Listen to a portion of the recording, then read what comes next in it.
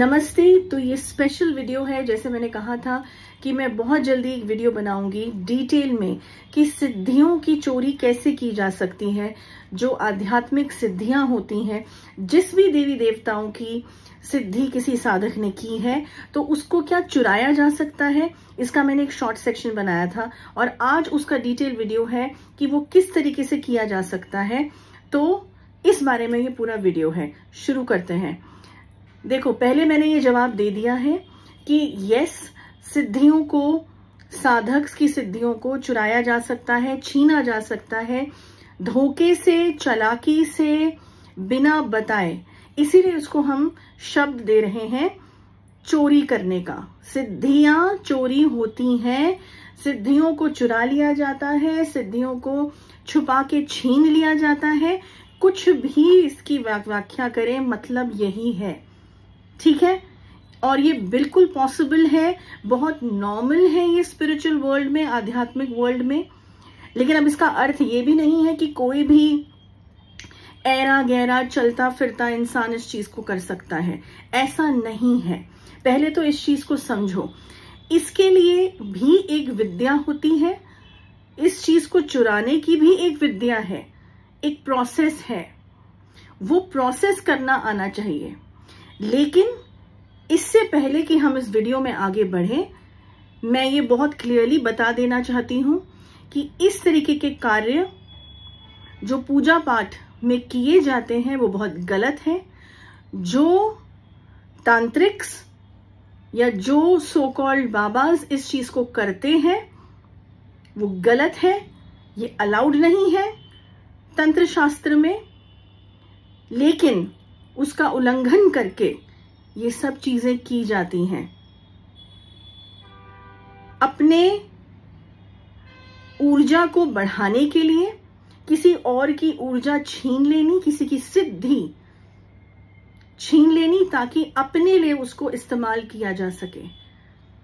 तो ध्यान रखें कि ये शॉर्टकट जो लोग भी अपनाएंगे वो लंबे समय तक के लिए तंत्र साधनाओं में या तंत्र शास्त्र के जो रूल्स हैं उनको भंग करेंगे अगर, तो अंजाम इसका शुभ नहीं है। ओके, पहली बात तो ये नहीं करना है। अगर कोई साधक को या कोई तांत्रिक किसी दूसरे तांत्रिक को ये सलाह भी दे रहा है करने की, लालच उत्पन्न कर रहा है, तो उसको एक बार अपने दोबारा से तंत्र शास्त्र में जो चीजें लिखी हैं, इसकी जो सजाएं हैं आध्यात्मिक दुनिया में, उसको दोबारा से अपने दिमाग में रिवाइज कर लेना चाहिए ताकि वो इस पाप कर्म को करने से बच जाए। ये मेरी रिस्पॉन्सिबिलिटी थी as a Guru, as a साधक, इस चीज को बताने की, जो मैंने बता दिया है। अब इसके आगे अगर उसके बावजूद कुछ लोग इस चीज का प्रयोग करना चाह रहे हैं तो उनके कर्मस, उनकी किस्मत उनके हाथ में है। Okay, let's continue further. तो अब कई बार ऐसी चीज सुनी होगी या देखी होगी कि जब तुम अपने इस चक्र पे, आजना चक्र पे तिलक लगाते हो खुद अपने हाथ से, तो बहुत पॉजिटिविटी, बहुत एक शांति का एहसास होता है। अब अलग अलग तिलक हैं और अलग अलग तरीके के तिलक हैं और उनके अलग अलग प्रभाव हैं। उसका एक अलग वीडियो है जो बनना चाहिए, जो मैं बनाऊंगी बहुत जल्दी। लेकिन अभी ये हमारा टॉपिक नहीं। हमारा टॉपिक है कि जब आजना चक्र पे तिलक लगाया जाता है तो वो अपने में एक प्रोटेक्शन होती है, इस चक्र को ढकने की, इस चक्र को छुपाने की, इस चक्र को एक तरीके से एक शील्ड बनाने की। ओके, ये तब है जब तुम अपने हाथ से तिलक करते हो अपने माथे पे। या जो लेडीज हुआ करती थी पहले, जो बिंदी लगाती थी, आजकल तो बिंदी लगाने का ट्रेंड ही खत्म हो गया है और नए नए ट्रेंड्स आ गए हैं, लेकिन जो कुमकुम की बिंदी लगती थी या इवन वो स्टिक ऑन्स जो लगते थे, वैसे तो stick on is something different. जो कुमकुम की सही में बिंदी लगती थी उसका अलग प्रभाव होता था। स्टिक ऑन बिंदियां भी ठीक है, ऐसा नहीं है कि नहीं लगा सकते। इनसे बचाव होता था तुम्हारे आज्ञा चक्र का। मैं हमेशा कहती हूं श्रृंगार में अपनी रहस्य छुपे हैं। हमारे इंडियन जो श्रृंगार है लेडीज के, उसमें भी अपने आप सीक्रेट्स छुपे हैं। उसमें भी कोई ना कोई हमारा वेन्स जो शरीर की जा रही हैं, नाड़ियां जो जा रही हैं, या जो चक्र हैं वो अलग अलग एक्टिवेशन के भी जरिए हैं। अगेन एक डिटेल वीडियो इसमें बनेगा आगे चल के। देखो टॉपिक्स तो इतने हैं ना कि बात करते करते अलग अलग टॉपिक्स उत्पन्न हो सकते हैं। ये चीज इतनी वास्ट है, ये चीज इतनी इंटरेस्टिंग है। हमारे सनातन धर्म की छोटी से छोटी चीज में ऐसे राज छुपे हैं, ऐसी मिस्ट्रीज हैं, बस उनको डिकोड करने की देर है। ओके? तो जैसे मैंने कहा कि बिंदी से प्रोटेक्शन होती थी जब तुम खुद अपने हाथ से तिलक करते हो, लेकिन अगर तुमने किसी और इंसान के हाथ से अपने इस चक्र पे तिलक करवाया या इवन उसको टच करने दिया, तो तुम्हारी शक्तियां, तुम्हारी ऊर्जा, तुम्हारी साधना और सिद्धियां बहुत आसानी से ट्रांसफर हो सकती हैं उस इंसान की तरफ।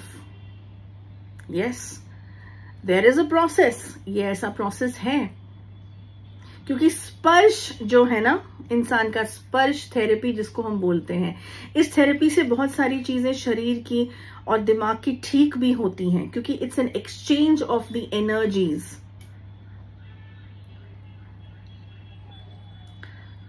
तुम अगर किसी को अपने को टच करने दे रहे हो, इवन हाथ से हाथ अगर तुम्हारा टच हो रहा है, तो there is an energy exchange, ऊर्जा का एक्सचेंज हो रहा है तुम दोनों के बीच में,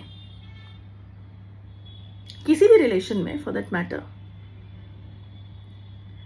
तो अगर तुम्हारी ऊर्जा बहुत पावरफुल है तो स्पर्श के द्वारा उसको खींचा जा सकता है, जिनको ये विद्या आती है। और ये चक्र पे इवन मैं तुम लोगों को एक बात बता दूं, जैसे तुम आजकल मंदिरों में जाते हो, वो बाहर खड़े रहते हैं ना टीका लगाने के लिए, इवन जो एक्सेसरीज से टीका लगाते हैं जिसमें त्रिशूल बना होता है या ओम का साइन बना होता है या राधे राधे लिखा होता है, महाकाल जी के मंदिर के बाहर, वृंदावन में, और आजकल तो हर बड़े मंदिर के बाहर वो चंदन का एक टीके का कटोरी में मिक्स करके वो जो छापते हैं ना यहाँ पे, तो उसमें भी कई बार वो मंत्रित होता है इस तरीके से कि वो तुम बोलोगे गुरु दीदी उसने हमको हाथ तो नहीं लगाया, लेकिन वो जो उसके पास चीज थी, वो जो उसका सिंबल था, वो उसने हमारे पे चंदन में डिप करके हमको यूं लगाया। तो ये एक बात जान लो तुम सब लोग आज कि उसके जरिए भी तुम्हारी ऊर्जा, तुम्हारी सिद्धि खींची जा सकती है। समझे? इवन फॉर दैट मैटर, अगर तुम्हारा कोई भी कपड़े का भी स्पर्श हो जाता है जिसको ये विद्या आती है, टुकड़ा ले ले तो बिल्कुल ही हो जाएगा, तो भी ये विद्या छिन जाएगी। आंख से आंख मिलाना, किसी की आंख में बहुत देर तक बिना ब्लिंक करे, बिना आंख झपकाए देखते रहना, तो अगर उस इंसान के पास ये शक्ति है, ये विद्या है कि तुम्हारी सारी ऊर्जा छीन लेनी, तुम्हारी विद्या भी पता कर लेनी कि क्या है तुम्हारे पास, क्या सिद्धि है तुम्हारे पास, ये सब प्रोसेसेस हैं। तुम्हारी फोटो के द्वारा भी कुछ जो बहुत पहुंचे हुए तांत्रिक्स हैं लेकिन गलत रास्ते पे जा चुके हैं, उनके पास ये विद्या है कि तुम्हारी फोटो के द्वारा भी तुम्हारी सिद्धियां छीनी जा सकती हैं, क्योंकि फोटो में भी तुम्हारी ऊर्जा है। लेकिन ये बहुत एक हाई लेवल की बात है, ये हर कोई नहीं कर सकता। लेकिन डेफिनेटली तुम्हारे शरीर के अंग को स्पर्श करके और स्पेशली इस एरिया को टच करके या सिंबल के द्वारा तो बिल्कुल ही किया जा सकता है, समझे। एंड फर्दर ऑन तुम्हारे पहने हुए कपड़े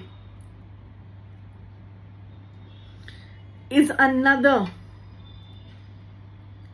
तरीका ऑफ स्नैचिंग तुम्हारी ऊर्जा या तुम्हारी सिद्धि।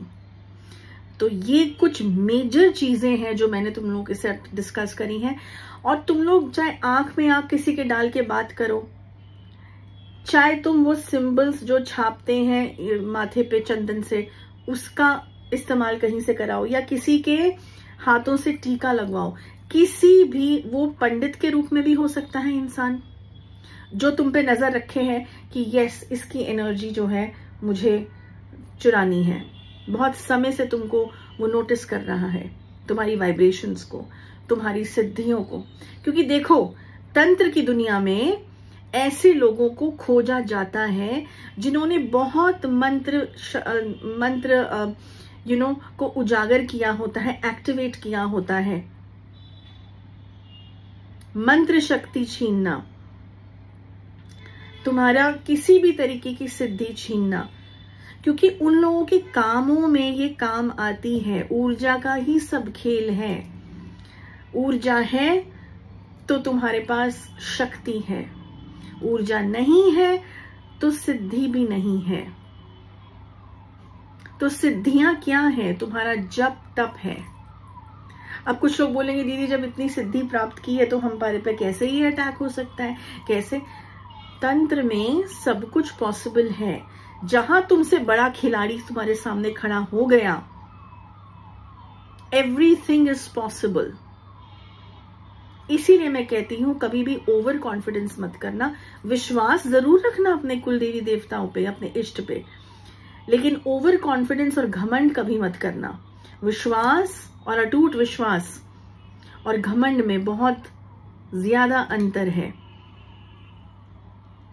लेकिन पहचानने में बहुत छोटा अंतर है।